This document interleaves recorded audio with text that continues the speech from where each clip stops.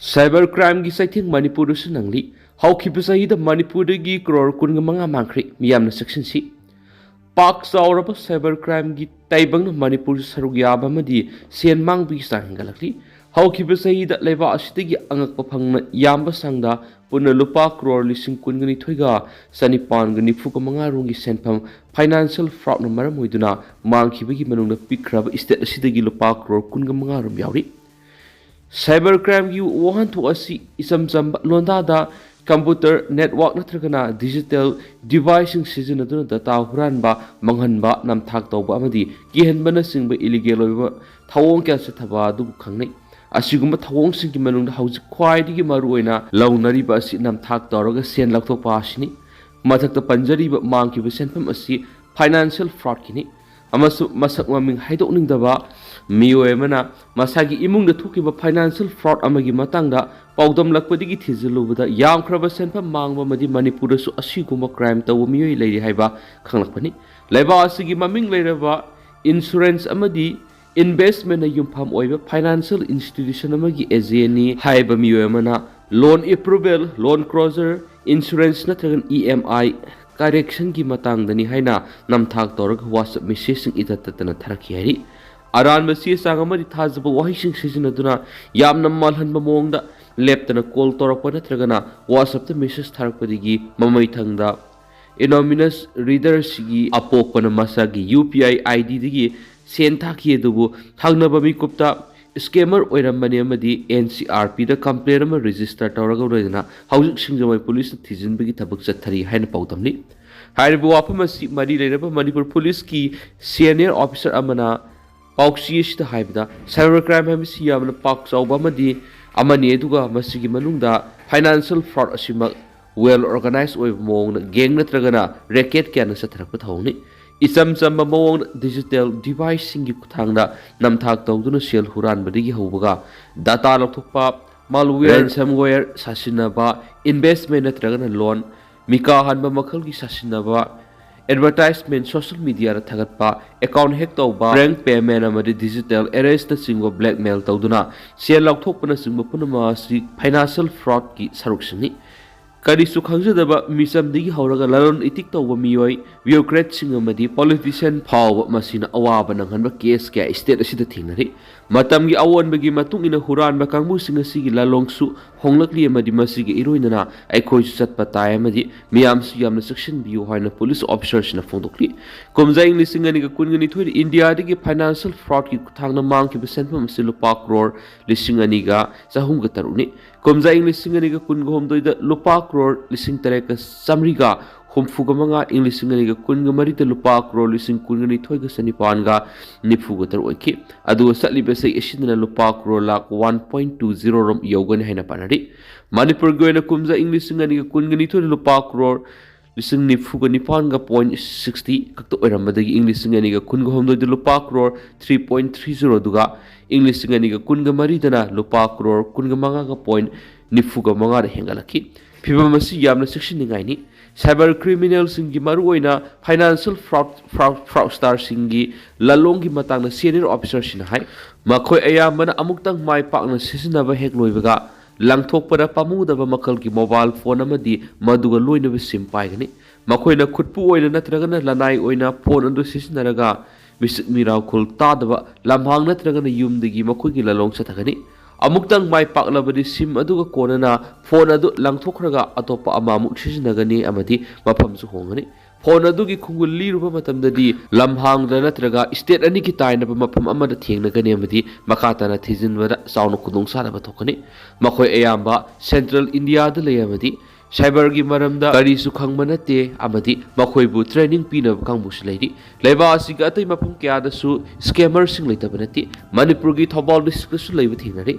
namthak tawduna lakhoki ba senpam adu mafam amata dagi lauthokloi khudam oina imphal dagi lupa lising taragi senpam namthakta haihet ki batarabadi Delhi da lupa chunga Mumbai da lupa lising ama Sanai da lupa chunga natragana atai mafam dagi lupa chunga natragana lising ama debit card sisinaduna message kya thokna lupa lising tara lapthoki gani masida mul account sisinai mataw sumna imphal dagi haihet ki ba sen Dubai da lathokpa amasum bitcoin singba cryptocurrency the own kiba power thing nare phiba masi yaurabadi thijin bada quality ki chawu singna ba haibadu adum oire asigumba kangbu asigi mathakta miyoi kangbu kaya laidi amadi senfam ayamadi Philippines China amadi Dubai de sakhi haina panari haina se phungdokhi makoina matau kramna aikhoigi Aadhaar pan natragana bank account details khanglam libano habisu hangamani haina palladur officer adun hai asigumba kangbu asida data yonwa lanai kangbu singsu laidi amadi asigumba data singa si launaba amadi khomjindana ba kangbu su laidi data adu sisinaraga random oiba mong da hack call tawba SMS thabana singba tawduna victim thibani haiba wafam yauna pali ekar yankhai da tharamba poppy sing yanthakri State government sangsilakpa war on drug ki khongjang ki saruga moina Sandel district police na Sandel district ki Khengjoy subdivision ki manung sanba Gobok sing sang pareng da lam ekar yankhai rom da tharamba poppy pambi sing yanda tunu mangan khri sapi korong police station ni ki nongpok ta kilometer yankhai rom satlaga leiba sing sang pareng atu da tharamba poppy sing adu lok matamda kani kilogram sani ki yankhai rom lokani haina panaba ka loinana madudagi lupa crore 1.75 rom phangani haina Sandel district police na phungtukli police ki paun hai Sandel district police ki superintendent of police Dramendra Kumar IPS ki miyeng makhada additional ASP Sandel TS samna anana lusingba amasum OC chakpi korong PS amasum mahaki team yauki Sandel PS ki team Reserve line Sandel ki team Nipan super MR ki personnel sing taragater amasum nifugo humdoi suba Assam Rifles ki personnel sing BSF ki personnel sing Forest Department Sandel NCB amasum NAB police ki team S Khengjoy Yaona operation adu saruk yaki operation adu lauksang mari mai thadok lamaga loinana poppy mahayama sumaru singsu mafam adudagi phangba ngamkhi mafam adu miyoi amata lairam khide loinana lofam adugi mapuni haiba kana guma mata thulaktri thaudu aduga mari lengna sakpi korong PS na case mo lokhatri Santi Kumar gi haksang lokri masagi mayu makta nungmaina kaptuna hatkraba thabakti potharaba MPS officer akoizam Santi Kumar gi haksang ngarang rims ki mok postmortem tawhraba matung imung manung kusina khibaga loinana aroiba mathau mangam tokri maki postmortem adu executive magistrate Yaona full video coverage tawduna pangthoki maki haksang launaba imung manung makpu nungsijaba miyoi sing police personnel sing thabakti potharaba singna rims mok thalaki postmortem tawraba matungda haksang adu imung manunggi miyoi singda aroiba mathau mangam bangthoknabagi dam kusinaki panbaya badi mahakpu nungmaina kapkhiba maki yoksaba manau nupagi masa nupasu nahan mathanta kapsin jadunu sijakhibani social media creator amasu oiriba farmer lalel mami ki post thagalakpada maki loinabi ki photo thagaladuna mapugi laikona nungaina layuko ai bungairamu aigi thawailan haibu wafam yawna phungtokli Tokai belenga ki dama Kuki MLA tara resign tawraba khankhri Kuki singna handak thoklibi irang asiki manungda separate administration gi demand asi hena kansinabagi dama Kuki MLA tara resign tawnaba Kuki Human Right Council gi mekedi khankhri council asina thatorak pachirolaman hai Kuki singi taliba separate administration gi demand asi da Kuki MLA tarana pham thatok pai bisi maruoi Kuki singi safagadaba dignity lamamasum life protection ki damak matam sangna demand tawduna laklabas Kuki MLA singna assembly da adumak saruk yabasina Kuki kanglumna makhoida thamliba thajabadu namthak tawbani manadaba miyang amasum asan mirai naiba 60 amasida makhatana leinaba honabagi muhutta miyamga loinana ekhoigi phangpham tokpa hakki damak leppa haibis Kuki MLA singi historic oiba thawdang amani haina thajai ꯑꯩꯈꯣꯏꯒꯤ ꯏꯄꯥ ꯏꯄꯨꯒꯤ ꯃꯇꯝꯗꯒꯤ ꯍꯧꯗꯨꯅ ꯀꯨꯀꯤꯁꯤꯡꯒꯤ ꯂꯝ ꯑꯃꯁꯨꯡ ꯃꯩꯇꯩꯒꯤ ꯇꯝꯄꯥꯛ ꯑꯁꯤ ꯈꯥꯏꯗꯣꯛꯅꯗꯨꯅ ꯂꯥꯛꯈꯤ ꯀꯨꯝꯖꯥ ꯏꯪ 2019ꯒꯤ ꯃꯦ 3ꯗꯒꯤ ꯍꯧꯗꯨꯅ ꯀꯨꯀꯤ ꯑꯃꯁꯨꯡ ꯃꯩꯇꯩ ꯑꯅꯤꯒꯤ ꯃꯔꯛꯇ ꯇꯣꯈꯥꯏ ꯈꯥꯏꯗꯣꯛꯅꯈ꯭ꯔꯦ ꯀꯨꯀꯤ ꯀꯝꯃ꯭ꯌꯨꯅꯤꯇꯤꯒꯤ ꯃꯔꯥ ꯂꯩꯇꯕ ꯃꯤꯑꯣꯏ 250ꯒꯤ ꯃꯊꯛꯇ ꯍꯥꯠꯈ꯭ꯔꯦ ꯑꯃꯁꯨꯡ kaya amana asu opa nangbagi mathakta lefam jafam khangdana lairi hauju maksu violence ki thawdok adumak makata na sathari Kuki MLA singni assembly dagi resign tawba sina separate administration ki demand sigi damak sab chana lepli haiba maye sengba message ama yahonbagi mathakta miyamna su yahonma ngamga doribani maram aduna Kuki MLA singa sina makhogi lanagi kana phangna ba masum politics ki web khudong sa bakhra launa ba hona bada Kuki miyam ki interest thabak tawna ba masum separate administration ki demand gidama commitment asi sabsana utpasangi Kuki MLA singna laurakadori ba phirep sing sabsana miyeng thamni separate administration gi demand asi political autonomy gi isam chamba Matter nati Kuki singi hingba masum tang dulai tanabagi phangpham thokpa haksing aduni phangpham thokpa haksing gidama Kuki singna kaidonung da compromise tawroi miyamgi aningba apambana mang tharaga thabak tawba haibisi miyangi mihut amu oina tawpam thokpa thodani maram aduna Kuki MLA tarana assembly dagi resign tawra Kuki miyamgi sakthok saba magaloinana hingbagi damak miyamna sangshiliba khongjang asida saruk yanabasu appeal tawki Maming lairaba predictioner baba Bengar thazaba misa ama oiragadi mathang sa English singaniga kunga taruksi miyoi khudimaki khu usiengadaba matam oiri atokpa planet gi lakpa alien malemna landarak yai Maming lairaba predictioner baba Bengar thazaba misa ama oiragadi lakaduri bisa English singaniga kunga taruk miyoi khudimaki khu usiengadaba matam oiri haina report amana phongtorakli Ani suba lanjau ki matam digi baba bengana prediction tawduna lakiba wafum kayam adumak sumduna lakibani lakadriba mathang sai English singani kunga taruk mahakna thokane heramba wafum sing karigum asum oiraklabadi sahi English singani kunga taruk aki batana thanba sahi ama oirawe Mana phongdok lambagi matungina sahi asida artificial intelligence AI gi maikai digi asauba singnaba ma thengnarabe loinana atopa planet gi lakpa Elena malemna landarakpu yahiri Ningsing mayabadi kumza English singa maga samapan ga taramatwida pokhiba Bulgaria gi prediction baba benga English singa samapan ga maudraga taruktu shikhibane mangna sidringe mamangna piraba prediction ki matungina mathang sai English singa ni ga kunga taruk ashidagi malem da ahum suba lanjang thopa horagani loinana malem gi khwaidi gi matik mayai leiba lebak singi marak sauna muknarakani haina su phongdoramki wapam asi hauji America ma China ga muknariba masum Sainana Taiwan mu lausindana bukhonarakliba si oigani hainari panmaya badi baba benga piram khiba prediction singi manungda Rajkumari Dai shikiba America da theorist landa khiba 9/11 gi thaudo amadi ate etopa kya tasina thokiba lekrabani sai sida climate change na maram oiraga thoningda ba akiba thaudo kya su thoklabi heri Ukrula masum kamjong na popi muthana ba tangkhul naga longno warep lokri Ukrula masum kamjong district ki mafam singda paktaknana ain yuwang ma popi thari be sing government hauji thengna bangamdana leiriba sida tangkhul naga long TNL na lusingba committee on poppy eradication TNL kof no warep lokri government na popi pambi sing thengna ba kana honariba sida mateng pangsin boina committee sina su ain kain Ukrula masum kamjong district da mafam singda popi pambi sing thabe gi mayukta thabak tawna warep lokibani hiramasiga mari leindana ngarang TNL gi urkhul laiba office permission unaba amada TNL president basum nahai popi thabi gi laisat asi government na thingma ngamdaba si laibak thibani tangkhul singna khundari bi mafam ayamada popi thabi gi thabak sing hengat thengnare nong suklonggi sagolmang area digi awang thangba amasom Sihai range amasung kha maikai da kasong kulen phawgi saruk singa pakchungna popi thari state government gi maikai digi senpham kya thadaduna popi pambi thaba thingna bo honara basu mai papangamdri state government gi maikai digi popi pambi sing muthana ba security force sing matik chana leitrabadi karigidamak central government digi mating laudribano war on draki wafam asi mayai digi haugadabani masidi makhong digi haugadabani Khunja singna fencing khana bi yungba subpillar kya thwaikri inomemar border fencing khaba yaningdriba khunja singna irai numita rally ama salaba matung ngamkhai paringa sida yungba subpillar kya thwaikri hari press na phangwa paw gi matung ina Tengnoupal district ki border pillar number 87 amasum 88 ki marak taliba saibol maring khul amadi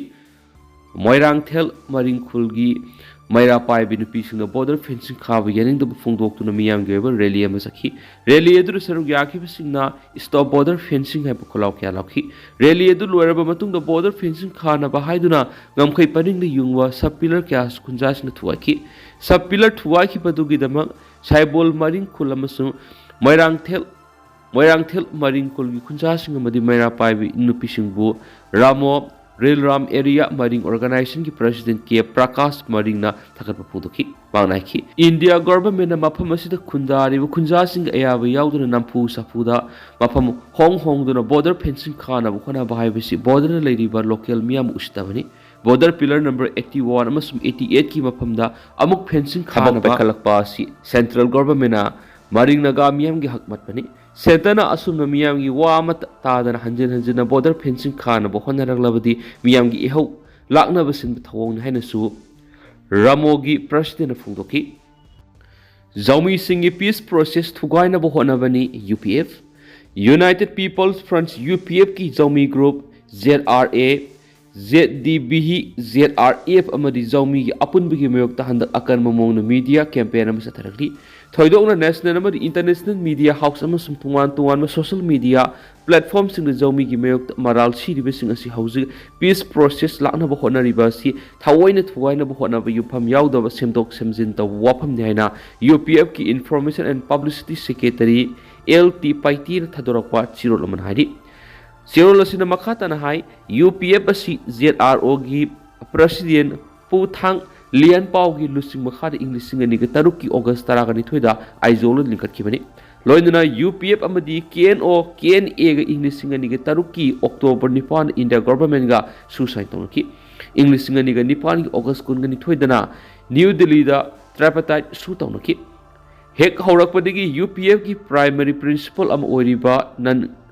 communal approach issue based strategy amadi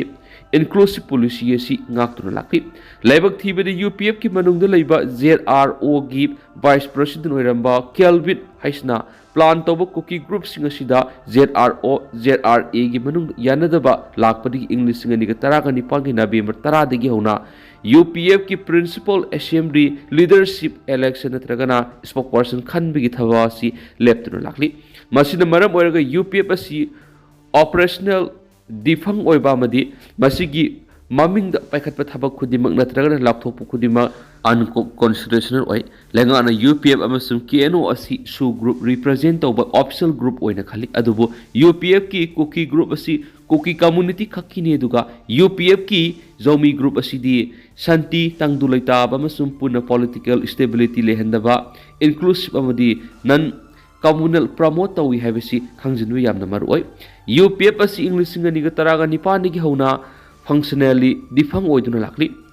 UPF ki Zomi group asi Kuki UPF oikraba sigi saruk amanati party asi gi constitution da spokesperson haiba pharmacy leitaba na maram oiraga spokesperson asina organization asi gi apun begi muhut sinbe yaroi maram asina spokesperson thadokwa press release natraga na statement amatana Zomi singi muhut sinbe yaroi Tribe Nipana punsilaga semba Zomi Council si Zomi singi frontal organization amani ZRO ZRA amadi Zomi gi CSO sina Kuki Zobu aikhoi gi identity ni haina recognize tawde amadi separate administration gi khongjanga sida support tawde sei sigi hokipa November 10 amasum 15 da Guwahati da pangthokiba